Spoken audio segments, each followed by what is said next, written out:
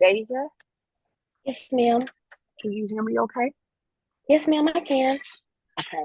There's a lot of background noise, so I was trying to get into a place that was a little quieter, but it did not work. So, um, thank you for your patience. I'm turn the camera on here. Okay, Miss Deja. How are you this morning? I'm good. How are you? Good. Okay, so thank you for being gracious this morning. I totally have the wrong time, wrong date for our post conference. So thank you for allowing me to do this morning. Okay, got my paperwork here. And so the purpose of the post conference is just to reflect over your lesson, which I enjoyed earlier this week, and just to hear your thoughts. I did have the opportunity to review your reflection as well as your self scores. And so I'm going to ask that you just give me your general overview about how you felt things went. I see your self scores, but also in doing your brief reflection, tell me if you had to identify just one area as a area of refinement and reinforcement, what would those be? Definitely. So for refinement, definitely the closure because I did not have one. Um, and when I went back and watched the actual good morning, when I went back and watched like the actual video of myself, I was like, definitely didn't have a closure. Um, and then for the area of reinforcement, I feel like I could pay attention to more of the students who I could tell were struggling. Um, I think I did an okay job at it, but I could definitely do better. Okay. Now, do you happen to have the video, access to the video? Yes, I Okay. yes, I uploaded it to Tavera, and Oh, you did? Okay. I Let me on. That's a problem. I looked the last time. Oh, it wasn't there. But hold on. I think we can put it up there. Hold on.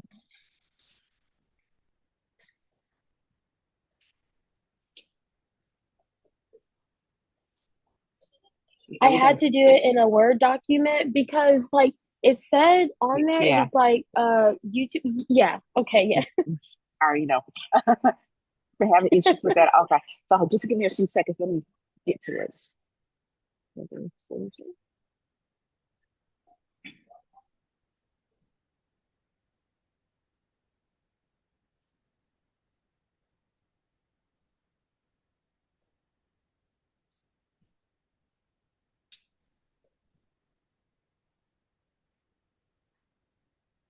Okay, let's see if it's going to let me do it. Here we go.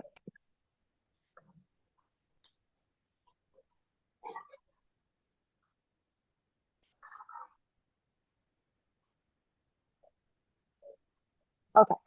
So, area of reinforcement and area of re reinforcement and refinement. Okay, so let's just talk about your overall impression of the lesson. So based on what you planned and Mhm. then how it actually unfolded and having watched the video, what do you think? How do you think? Do you think it's all aligned? Do you think it's unfolded as you Um, I anticipated? I think it did. I did plan for some students to like not thoroughly grasp it, but those students that I thought wouldn't, there was one student that I knew would not grasp it at all, and his exit ticket showed that. But that's to be expected. He's in like not tutoring, but he goes to he gets pulled for sped during Raider time. Um, I'm sorry to so interrupt. Which student is that? it's Aiden. It's the student that I was working with when I was asking him like what's wrong, things like that. Because I could just tell he it just was not. Let's see if I can hear you, but it's a bit muffled. I'm trying to see if my AirPods are. Okay, Um, okay, there we go. Okay, is that better?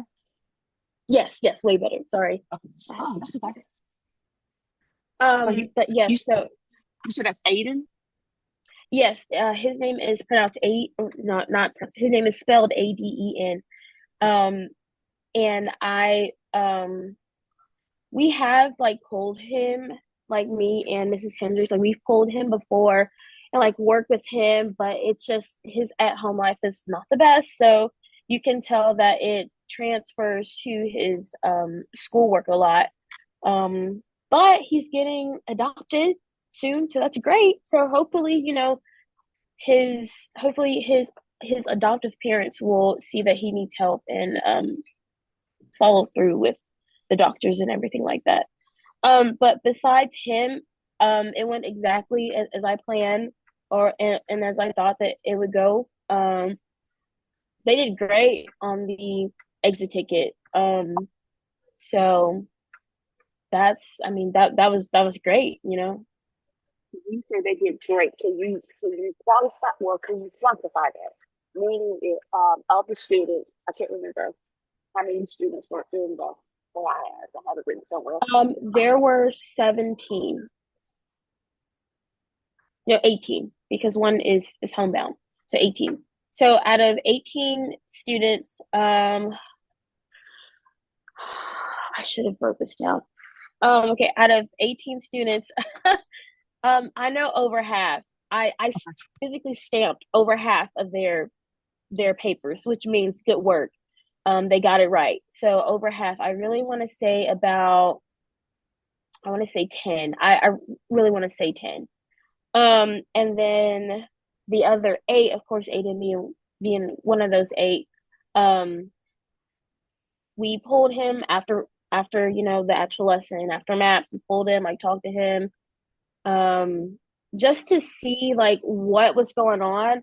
But by the time we actually got to him, like got him to like sit down and like think about what was going on, he was getting pulled. So it's kind of hard to deal with that. But another student, Lena, she gets pulled a lot for math, and she just didn't add right. That's it. But once she figured out that she didn't add right, she went back and fixed it, and we gave her a stamp, and that was good. So when you say you give them a stamp, is what does that stamp signify? That they mastered or Mastered it, yes, ma'am. okay. And so what is mastered? Is it they got it all correct or do they get partial Yes. credit? No, that they get it the entire exit ticket correct. Okay. Wow. Okay. All right, gotcha. Um, so notice the question that I asked, just keep that in mind, especially for next semester, because Mm-hmm. when you sit down in future too, because when you sit down with your administrator or whoever that person may be that's going to observe you, they're going to want to hear how, first of all, how well the lesson went, but also how did the students perform, because it is about Right. student learning and achievement. And so what you want to Mm-hmm. be able to do is provide them with data, qualitative as well as quantitative. And so you started off by saying, you think they did great, you think they did good, and that's qualitative. But you want to come back and couple that with quantitative data.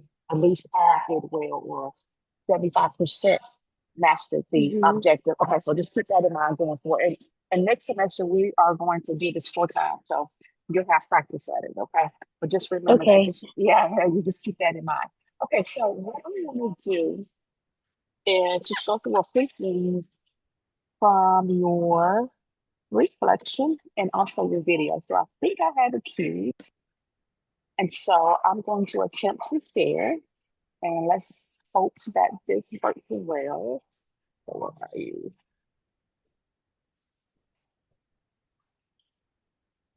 Okay. You tell me what do you see when it pops up. Um. Okay. Yes, I see the video. Okay. So hold on. It's a certain part I want you to so we are about 9 minutes in. Okay, so let me cue it up.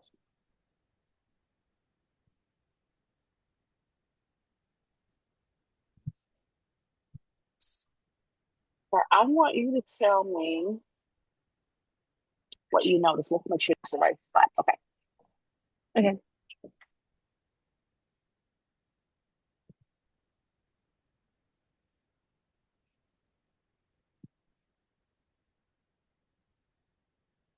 Am I supposed to be hearing sound?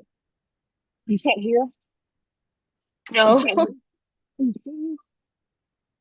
I can see it, I just can't hear it. Oh, okay. Let's see. Let me know if you can hear this.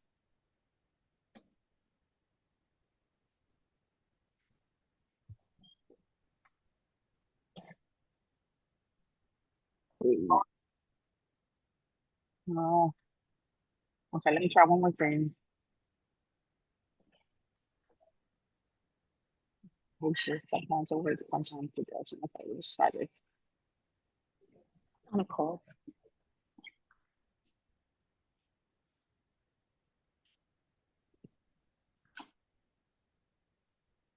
Okay, okay. Well, let me hate it. I hate it. Okay.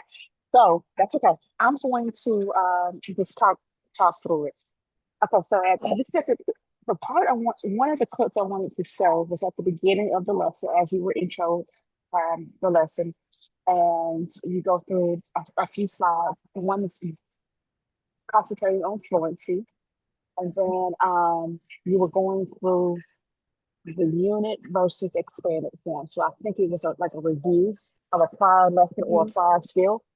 And what I wanted you to notice, and you can go back and look at this, I want you to look at the pacing of the speed at which you go through the slides. And I see you shaking your head.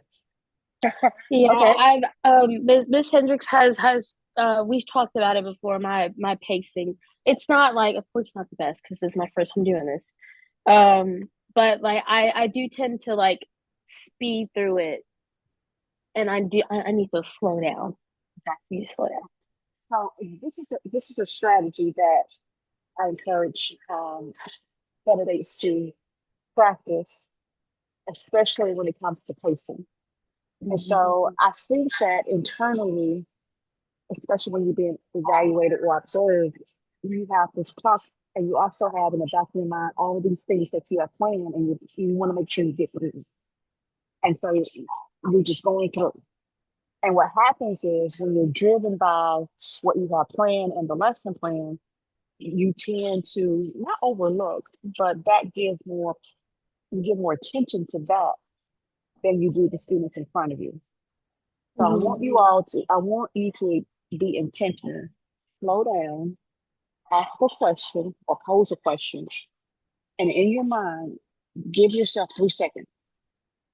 Okay. And it may feel very uncomfortable and it may feel odd, but in your mind, just go one Mississippi, two Mississippi, three Mississippi. And when you're doing that, look at the students, look for their facial expressions, look at their body language, look at those students that automatically raise their hands and those that do not. You can gather a lot of data in 3 seconds. Okay. Within that 3 seconds, formulate a plan. I'm going to call on the student that didn't raise their hand, or I'm going to call on the student whose eyebrow went up because that may be an indication he or she doesn't understand. You're going to get a lot of data in those 3 seconds. And then if you feel like everyone's is with you, then you can move on. Okay. But just practice giving yourself 3 seconds. Okay. And then that's going to slow down the pace. And then it's also going to give you an opportunity because this is another area I want you to concentrate on. And that is your questioning in terms of truly checking for understanding or extending the learning by providing academic feedback. So when I say Mhm. academic feedback, I mean, and you did a great job of saying, I tried to start doing chippy marks, but I lost count. You would say good job. Oh, you would say things like that. Oh, that's great. I like that. But what I want you to also practice is to within that 3 seconds as you scan, you're hearing, you call on the students, you're getting their feedback. Practice one time listen to what a student says, giving academic feedback that relates to the skill or the objective. Okay. So, Okay. uh, and then you're going to start to see that there's going to be trends that emerge. And more than likely, you're going to notice that before you get to the independent practice. Because Mm-hmm. I think you know that you said that um, you noticed that as they were doing as students were doing the independent practice, they really didn't have a true understanding. I think it was um, going to the what was it? What did you say? Hold on. Okay, why the adjustment must be applied to only one number in the compensation strategy. It's Mm-hmm. some students struggle with that. Yes. However, and it's good that it came up. But if you practice those strategies 3 seconds, listen to the comments, check the understanding, you may catch it before independent practice and you can teach Mm-hmm. to it. Does that make sense? Okay. Yes. Yeah. And so going back to the academic, I'm sorry, feedback. Lost my train of thought. Your feedback. Okay, say for example, you had a student who was doing that procedure correctly, about choosing which number needed to be added, the one needed to be added to. Let's just say you had a few students that did that.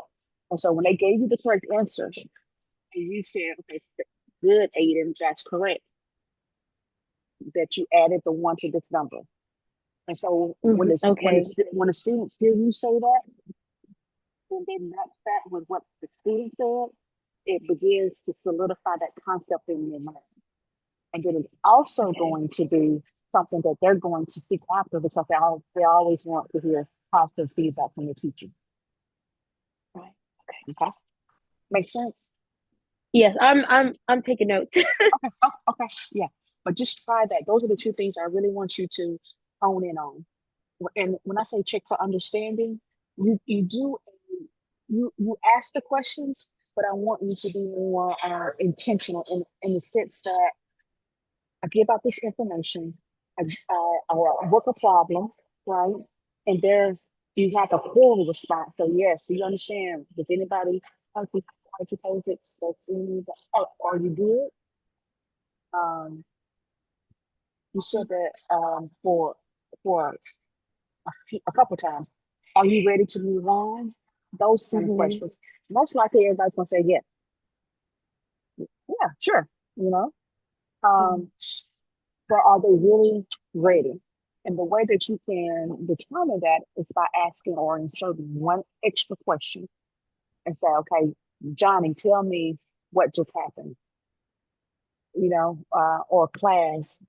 And I'm not really a fan of thumbs up, thumbs down because most times a student who really doesn't understand is going to look around and say, everybody has a thumbs up, so I'm going to put my thumbs up. And that's, in my opinion, is not a true assessment.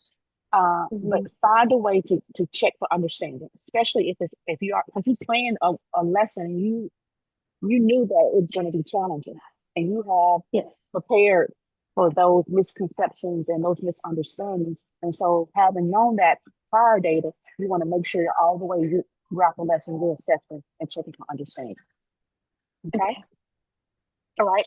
Um, Otherwise, I think, well, not that I think, I know that it was a great lesson. I am truly impressed with the relationships that you develop with the students. I think I mean, it's obvious, it's quite clear. And it was the first day that I went in for the informal observation. You have built that rapport with them. And I may have said this to you before, so that's great. It's a testament to your personality and to your professionalism as well. Um, you circulated well, and what I particularly took note of, couldn't hear everything, but especially when they were doing their independent practice, you hit every table, and Mm-hmm. you got down eye level with them, which is very important to let Mm-hmm. them know, okay, I'm here. You have my undivided attention, and it appeared from my vantage point that you were kind of guiding them to finding the answer as opposed to say, look, do this, right? And you had Yes. and you gave them the time to kind of sometimes struggle. Mm-hmm. Again, I couldn't hear it, but just by what I observed, that's what it appeared to be happening. So that's very intentional, and I think that's well planned, and that's an asset. Okay, I didn't know if that was good or not, but No, okay, okay, good. yeah, okay. Why would you question it? Well, because like I mean, it's independent work, so it's like yes, they have Mm, to do it by themselves, but I feel like if I know that they're struggling, I need to help them, you know?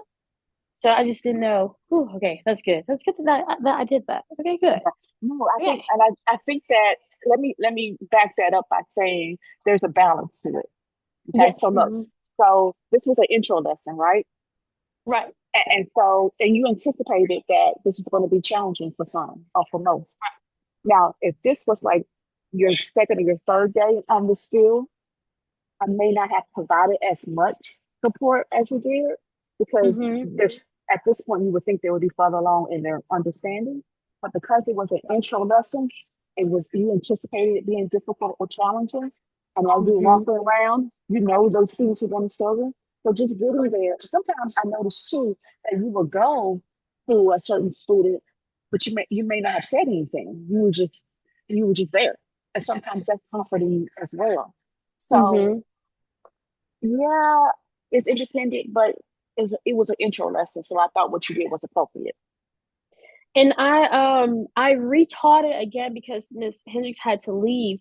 So I should have recorded it, but when I retaught it, it was I don't want to say it was like night and day, but I changed a lot from my first lesson.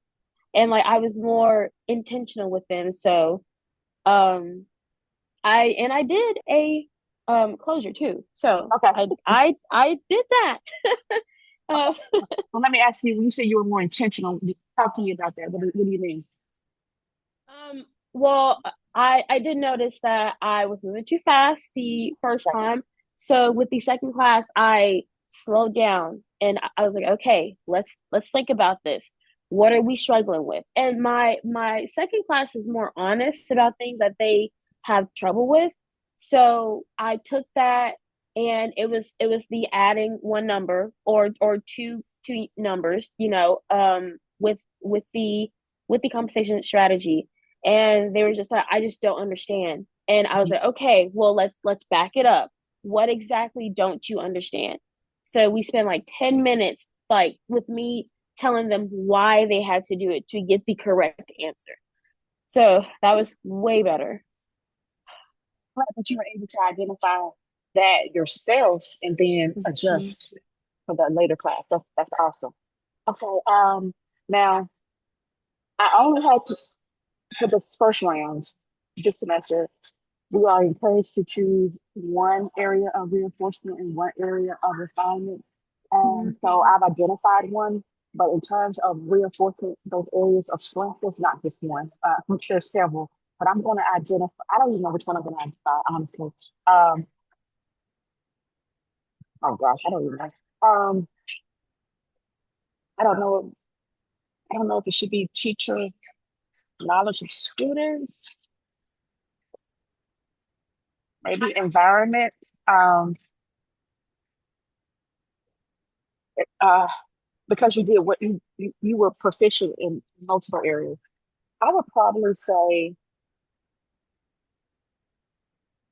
I would probably say teacher knowledge of students. Um, Okay. but it could very easily have been activities and materials. It could have been environment, like I said, definitely professionalism. So there's many areas of strength. But going back to teacher knowledge of students, I'm going to just highlight this.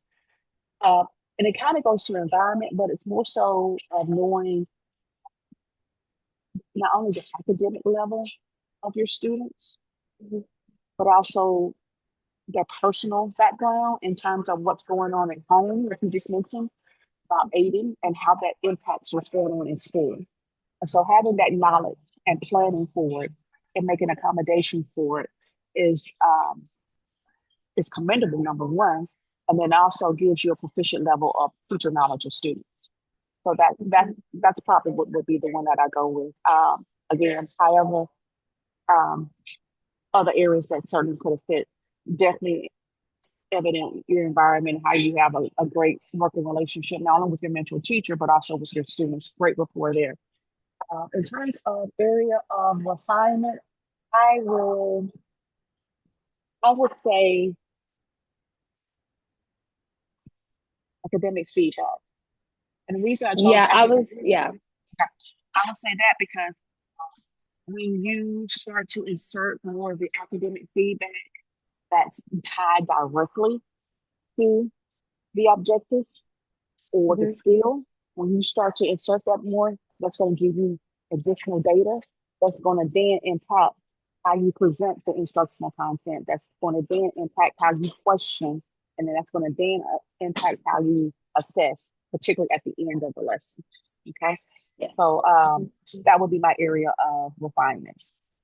Okay. Okay, so there's not any areas, and even I say area academic feedback, I would put that at a level two. There's nothing on this rubric as described that would constitute in your case a level one at all. Okay. So you're definitely developing maybe one or two areas, but all other areas definitely at a level of proficiency.